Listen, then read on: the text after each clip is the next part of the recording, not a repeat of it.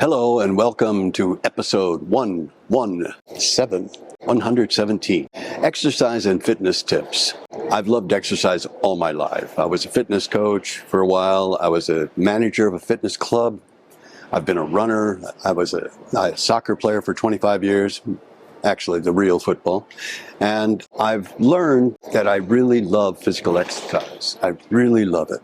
So I'm going to share with you some exercise and fitness tips that I've learned over many years of mistakes. My name is Vierheller, and I'll be your host for what we call the Substance of Living podcast. Today, we'll look at what we call life's lessons. And I hope this will provide you with some insight, maybe even some inspiration to life's challenges. Number one, start slowly. If you're like me, you want to go for it. Well, if you're coming back to exercise, as I will be after this COVID, I have to remember to start slowly and build my way up gradually, particularly for someone my age. I'm 74 years old, so I have to be careful and take it step by step. Second thing is mix it up, which I do naturally because of my background. Like for me, I do a very simple series of sets for weightlifting. I'll do legs one day, I'll do back and biceps, which are the pulling muscles, back and biceps, and then the third day, and I have time between, the third day I'll do the chest, shoulders, and triceps. So I break it up. I also break up the exercises dependent upon which month it is. Like this month, I'll do squats. Next month, I'll do lunges, things like this. Another one is set realistic goals. Now, this goes hand in hand with start slowly. So realistic goals. And what my target is eventually, by next year, my dream is to be about 10 to 12% body fat. That's my dream.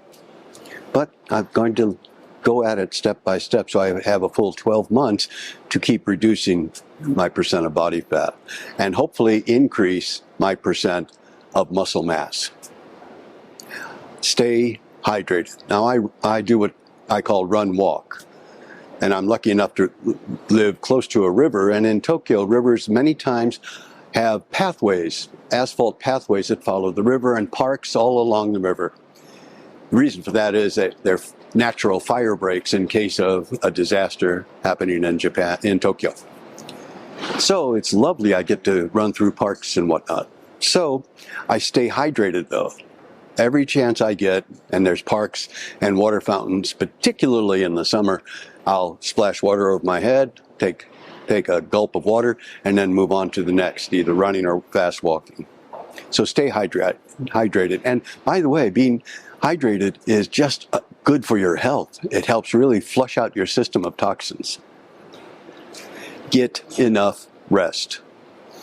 When I lift, I've learned this, again, by mistakes, I've learned that it takes me 2 days to recover.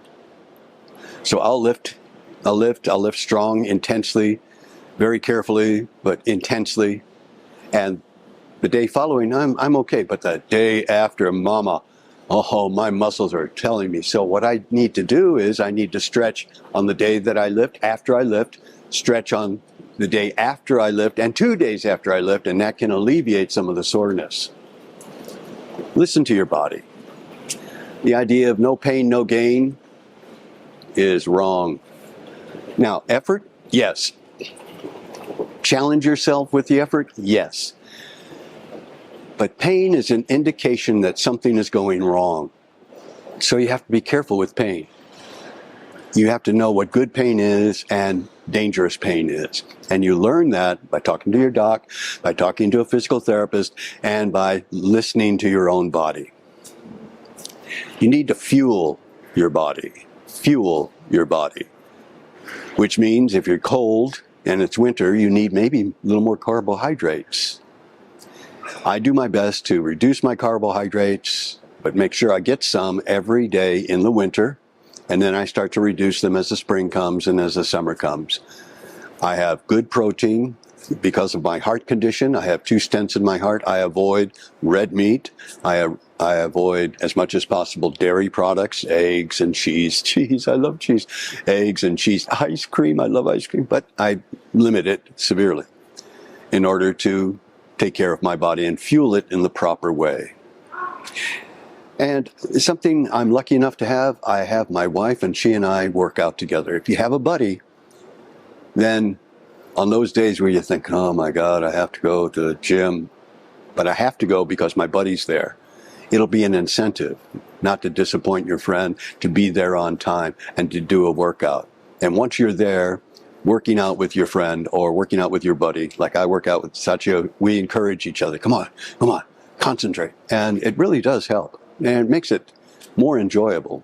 And last but not least, consistency. This is my big problem because I tell myself, well, I've got to go to work and I've got to do this and I've got to do that. You need to make time for yourself. This is called work-life balance. And it's very, very important to incorporate fitness into your work-life balance. Health comes first. Without health, you'll have nothing else. You've got to take care of your health. So please exercise, get proper rest, proper food, take your time, step-by-step program, and find a buddy to do it with. It makes it more enjoyable. So here's hoping you find a way to be better fit and in better condition than you are now. Thanks. Thank you for joining us today for the Substance of Living podcast. If you'd be kind enough to consider subscribing, you can contact us through Spotify or Apple Podcasts or connect on Twitter. Join us again next time for what I hope will help you navigate life.